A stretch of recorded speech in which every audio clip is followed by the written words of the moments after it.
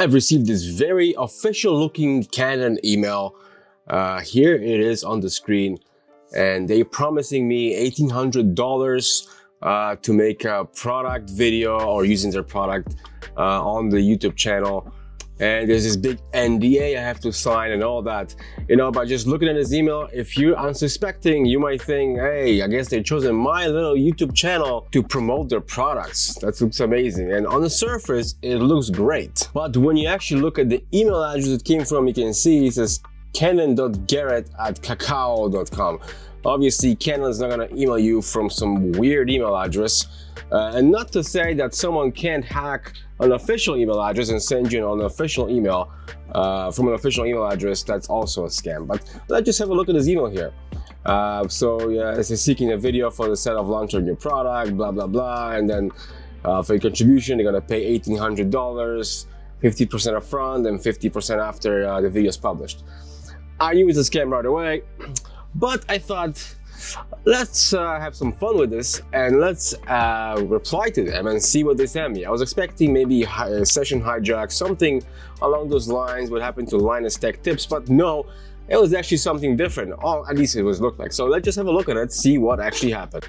So here's the reply I got after I emailed them to give me more information, because I was actually wanting to see what kind of scam this is. So here's the reply I got, just some BS email. I didn't really read it, but anyway, here's the attachment and here's the password, of course, they give you. So anytime you get one of those emails, here's a password, read this email, you know it's gonna be a scam. Of course, Google scanned it, it said it's all good.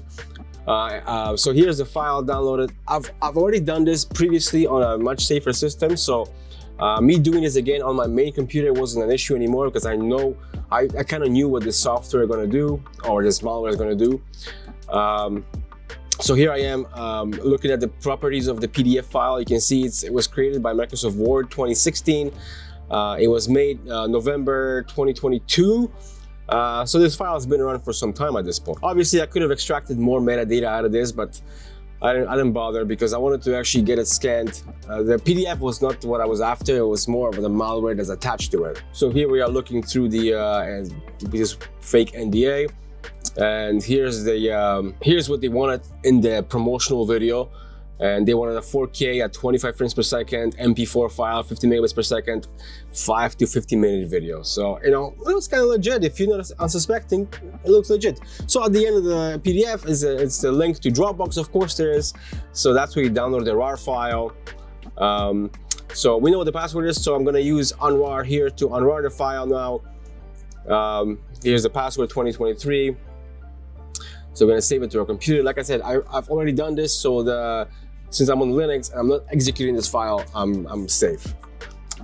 So the file is 1.2 gigs. So the first thing I did, I actually opened it in Hex Viewer just to see the inside of the file. Couldn't really tell much from the Hex Viewer. It was, you know, obviously executable, but a lot of it was garbage. So then I was going to upload it to VirusTotal, but the file's too big. VirusTotal has a limit of 650 megabytes per file. So I zipped it up. And I'm just gonna upload it now as a zip file. Like I said, I'm doing this for the second time. I've already done this earlier that day in a much safer environment. So here's the file uploading, and now VirusTotal is gonna give it a proper scan. It's gonna give you a list of all the malware that's packed into this one single executable. Like this thing, if you run on your system, it will wreak havoc. And I'll show you further into the video what exactly actually is gonna happen. They're gonna run it through their sandbox, and at the end give us a report. So as soon as this is finished, I'm gonna move over to the next portion of this video where I go over this entire report VirusTotal created.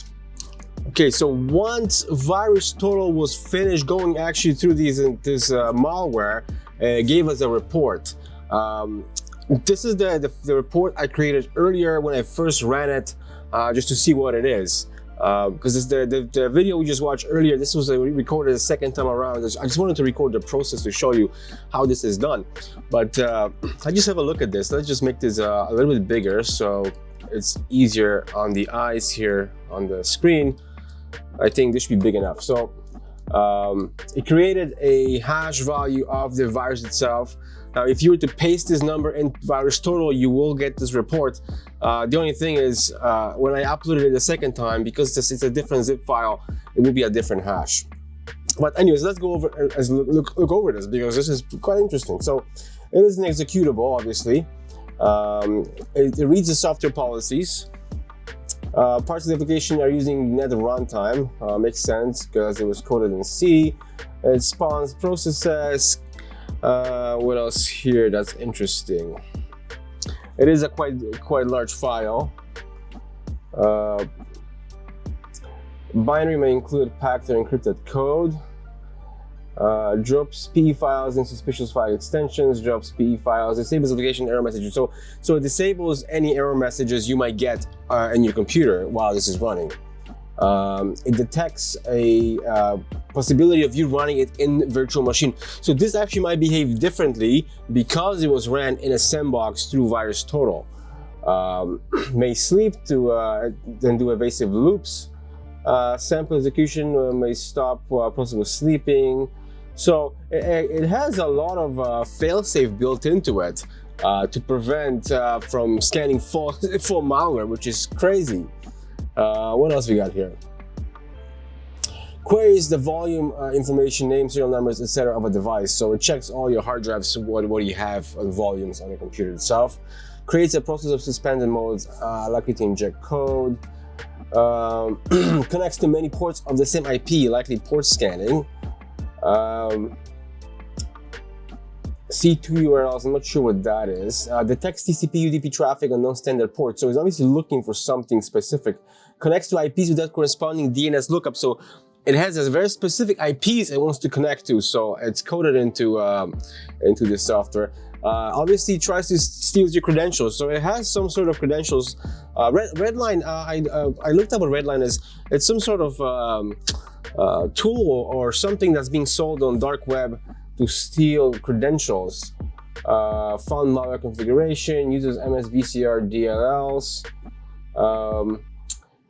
It does project injections and privilege escalation, Windows management instrumentation, high. So it has a huge virtualization and sandbox evasion, which is quite interesting. So I wonder why they're doing this. I guess not to get caught when someone scans it with something like VirusTotal. But I guess it wasn't good enough because VirusTotal was able to find it. What's interesting, not to bore everyone with these details, is here's one of the domains it tries to connect to. And the IP, the IP is detected as malicious and it's from out of Germany, out of all places. Interesting. If we, I'm sure this malware is not from Germany. It's probably just using some server in Germany to send their data to. You can see the extra process is running. And at the end there, VirusTotal to some screenshots of their sandbox environment. So you can see, now I'm not sure if these other files here are part of the sandbox. But you can see the file I uploaded is right here, Canon library. I'm not sure if someone remoted in at this point and was trying to control the system, but yeah. So this report, I'm gonna link it below. If you wanna see this report, I'm gonna link this HTML below. You can have a look at it. It's actually quite interesting. It's gonna be in the description below. That pretty much wraps up this video. Just word of caution, if you're a small creator or even a large creator, because you saw what happened to Linus Tech Tips, how when their channel was hijacked and all the content was deleted, you know, you gotta be careful. I have a lot of followers on TikTok. I'm pretty active there, and I get a lot of these promotional emails. A lot of them I ignore, some I take on, and I make paid videos, but a lot of them are scams like that, and some are very legitimate looking. When I first got the email on my phone, I didn't see the actual email. It did say Canon. I thought, oh, that's a great deal.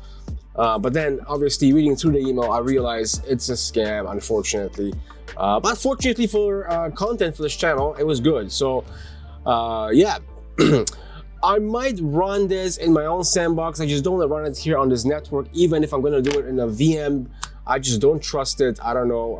I know it's probably safe to run it in an air-gapped system, but I want this thing to connect outside.